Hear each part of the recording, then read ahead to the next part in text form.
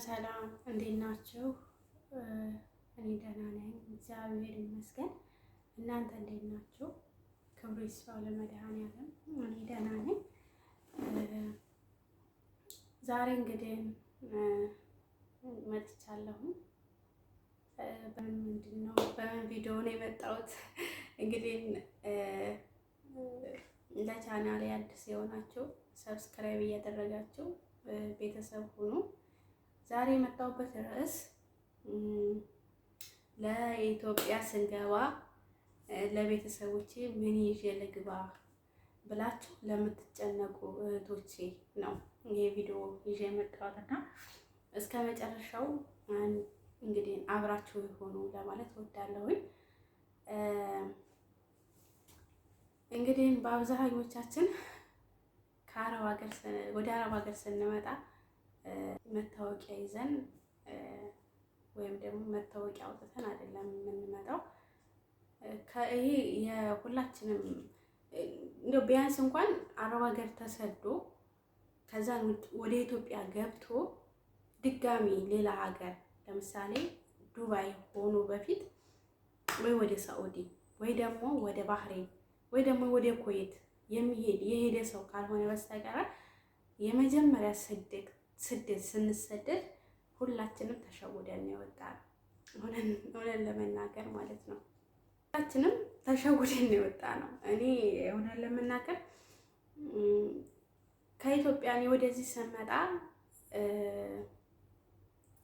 ምንድነው አስቤ የመጣሁት አንድና አንድ ስራ የመስራት ስራ ሰርቼ በቃ ቤተሰቤን እለውጣለሁ። ብቻ ብዙ ነገር አስቤ ነው።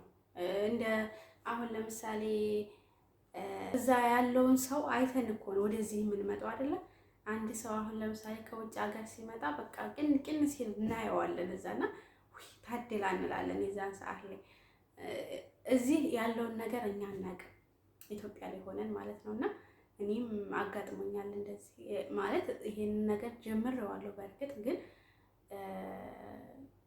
ያለውን ነገር ግን አላውቅም ነበርና የሆነ ሰዓት ላይ መስተንግዶ ነበር የምሰራውና ከዛ ከአረብ ሀገር አንድ ሴት ስትመጣ ይሁንና በቃ ዝንጥ ብላለች ምናምን ደግሞ ቦርሳዋ ሙሉ ነው በቃ በእቃ ማለት ነው። ከዛ የሆነ ደምቶብኝ ነበረ ምን እንደሆነ አላውቅም። ይሁን ብቻ ይሁን ብቻ አላውቅም ደማብኝና ክሊነክስ እዛ በኢትዮጵያ በዚህ ሀገር ክሊነክስ ነው፣ በኢትዮጵያ ሶፍት በኢትዮጵያ ሶፍት አለሽ አልኳት። አዎ አለችኝ። ከዛ ሶፍት አለሽ አልኳት። አዎ አለችኝ። ከዛ ከእንትና ውስጥ ስታወጣ ይሄ ሁሉ ሶፍት ምናምን ራሱ ይሄን ሶፍት ማለት እንዴ በቃ አልኩኝ። የሆነ ተደመምኩኝ። አዲስ ነገር ስታውቁ ትደመማላችሁ አይደለ? እንደዛ ነገር ተደመምኩኝ። ከዛ አረብ ሀገር ሄዳ እንደመጣች አወቅኩኝ ማለት ነው። ከዛ ታድላ አልኩኝ በውስጤ ታድላ፣ እኔ በቃ እንደሷ ሄጄ ነው በቃ መስራት የምፈልገው አልኩኝ በራሴ በውስጤ ማለት ነው። ከዛም ያው የማይመጣ የለ ቀን ሄደ፣ ይሄን ቪዛ ይመጣ። ከዛም በኋላ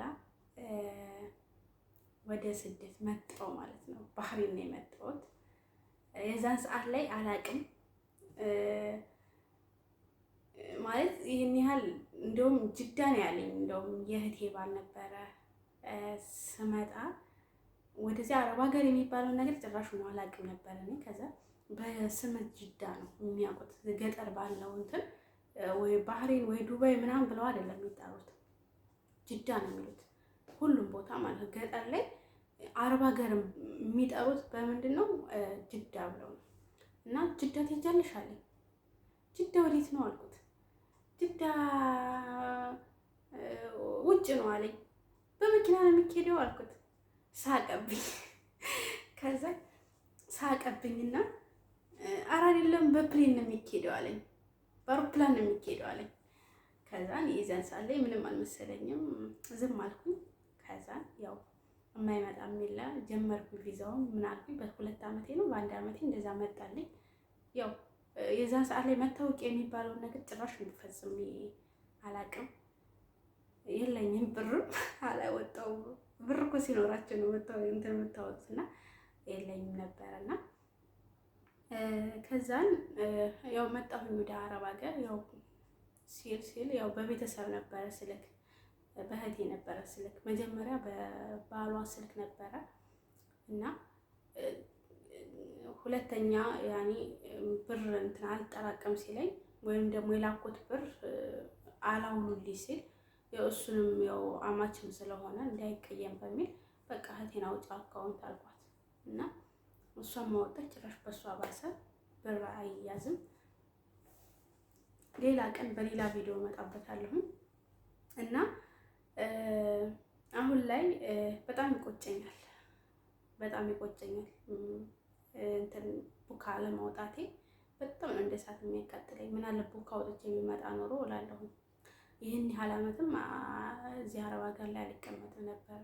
ግን ደግሞ በሌላን ደግሞ እንደዚህ ስታዩት ደግሞ ተመስገን፣ አይታወቅም፣ ለበጎም ሊሆን ይችላል እዚህ ሀገር የተቀመጥኩትን ይህን ያህል ዓመት እላለሁኝ እና ከዚህ በኋላ ግን አልቀመጥም።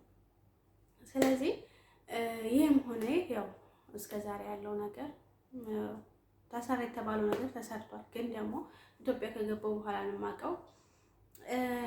አሁን ደግሞ የመጣሁበትን ርዕስ ወደ ሌላ ርዕስ እንዳልገባ የመጣሁበትን ርዕስ ልሄድ። አብዛኞቻችን የምናስበው ምንድን ነው? ወደ ኢትዮጵያ ስንሄድ ስንገባ ለከሌ ስጦታ ለከሌ ስጦታ ብለን እናስባለን። ይሄ ግን ስህተት ነው እውነት ለመናገር። አዎ መስጠት ላለብን እንሰጣለን። ለምሳሌ መስጠት ያለባችሁን ሰዎች ታውቃላችሁ እናንተ። እንዴት ነው አረብ ሀገር እዚህ እያለሁኝ ከነሱ ጋር ያላችሁን እንትን ማወቅ አለባችሁ። ጥሩ ናቸው ወይ ለእናንተ እንዴት ናቸው የሚለውን ሁኔታ ማወቅ አለባችሁ። ያን ካወቃችሁ ብትሰጧቸው ችግር የለውም። ግን አንዳንዶች አሉ ደግሞ ሰጥታችኋቸው እንዳልሰጣችኋቸው የሚሆኑና አሁን እኔ ኢትዮጵያ ስገባ ለአንዱ ስጦታ ልስጥ ብል አሁን ለእህቴ ከሰጠሁኝ ለታናሽየዋ እህቴ አለች፣ ለእሷም ግዴታ መስጠት አለብኝ። ለእሷ ደግሞ ከሰጠሁኝ ደግሞ ለአጎት ልጅ የሚባል አለ። አጎት እዛው አብረው ነው ያደጉት፣ አብረው ነው። ለእነሱ ስል ለዛችኝት ከሰጠሁኝ ለዛችኝት ግዴታ ይጠበቅብኛል መስጠት። ሲቀጥል ደግሞ በአሁን ሰዓት ላይ እኔ እውነት ለመናገር ለእህቴ እንኳን ማለት ነው ከዚህ ሀገር እቃ ልኬላት ነበርና ያ እንኳን እቃ ጠቅሞኛል ለእህቴ አመሰግናለሁ እንኳን አላለችኝም። ስለዚህ እንኳን ሌላውን ቀርቶ ማለት ነው እና ከዚህ ሀገር እቃ ስትልኩላቸው ገዝታችሁ አይመስላቸው ዝም ብለው በቃ ወይም ደግሞ እንኳን እቃ ቀርቶ እንኳን እቃ ብር እንኳን ዝም ብላችሁ ስትልኩላቸው 5000 ብር በአሁኑ ሰዓት ኢትዮጵያ እንካችሁ ብላችሁ ስትሰጧቸው ለእነሱ ምንም ነው። እኛ ግን ስንት ነገር እንዴት አድርገን እንደምናገኘው እኛ ነን የምናውቀው። እነሱ ግን ምንም አይመስላቸውም። ስለዚህ ሰጥታችኋቸው ነገር ግን ምስጋና ያላቸው በቃኝ ወይም ደግሞ እነሱ ጋር በቃኝ ማለት ዘበት ነው። በቃኝ አያውቁም። ስለዚህ እናንተ ግን እጃችሁን መሰብሰብ አለባችሁ። ብትሰጧቸው አያመሰግኗችሁም። ሰጥታኛለች እኮ አይሏችሁ።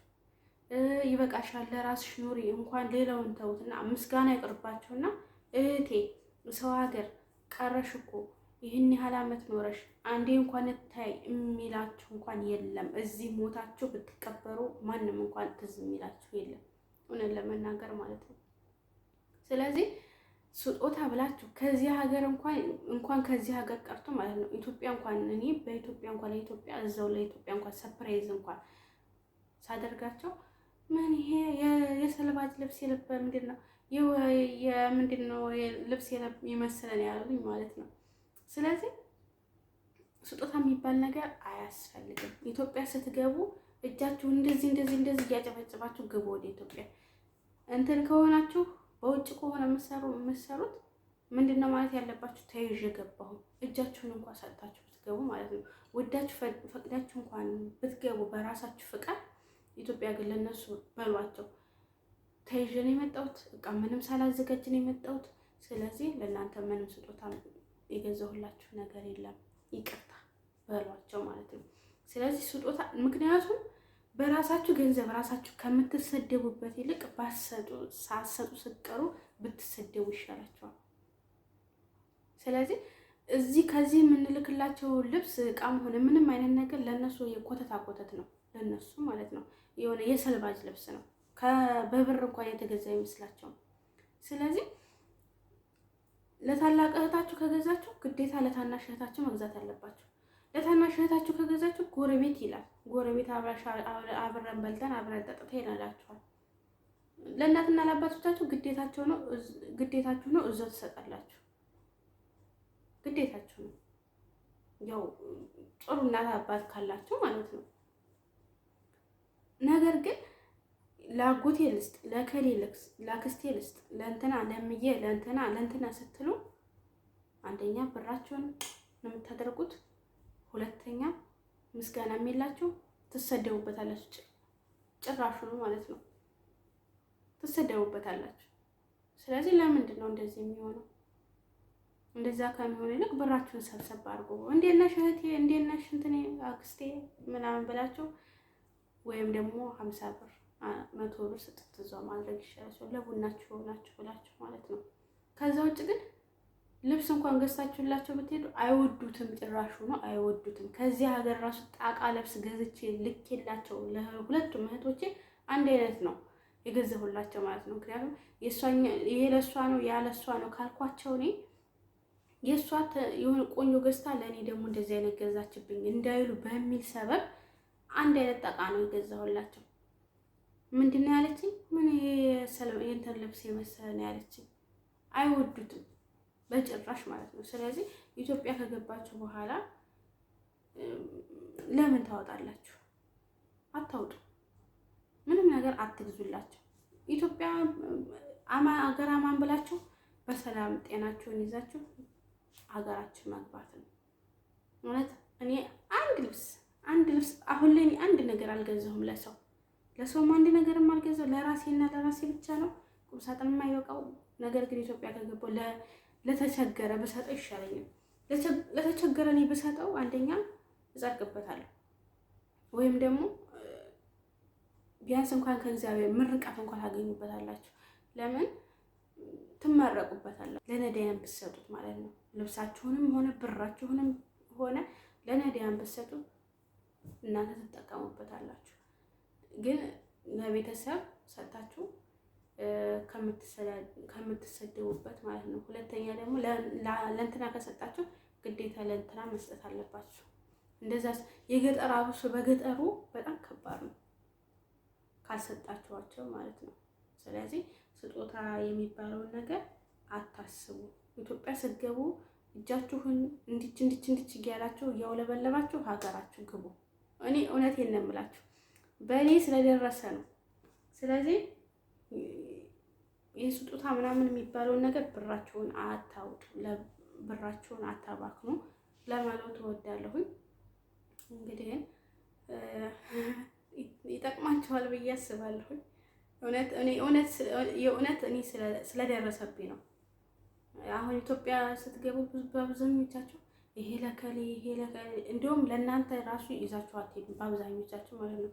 ይሄ ለከሌ ነገር ግን ኢትዮጵያ ስትገቡ ይሄ ሰለባጅ ልብስ የመሰለ ይሄ እንትን ልብስ የመሰለ ነው የሚሏችሁ። እሺ ብላችሁ ስቀው ተሳስቀው ይቀበሏችኋል። ግን ዘሩ ስትሉ እናንተ ነው የሚነክሷችሁ። ስለዚህ እንደዚህ ከመሆን ደግሞ መጠንቀቅ፣ በብራችሁ ብራችሁን ያዛርጉ። ነገ ሀገር ስትገቡ ለአንድ ቀን ለሁለት ቀን ነው የሚሰቁላችሁ። ከዛ ውጭ ግን ዞር ብሎ ያያችሁ እውነት ለመናገር። ስለዚህ አስቡበት እህቶቼ። በሰው ሀገር የምንኖር አንሸወድ። በቤተሰቦቻችን እንኳን የምንሸወደው ስንቶቻችን ነው?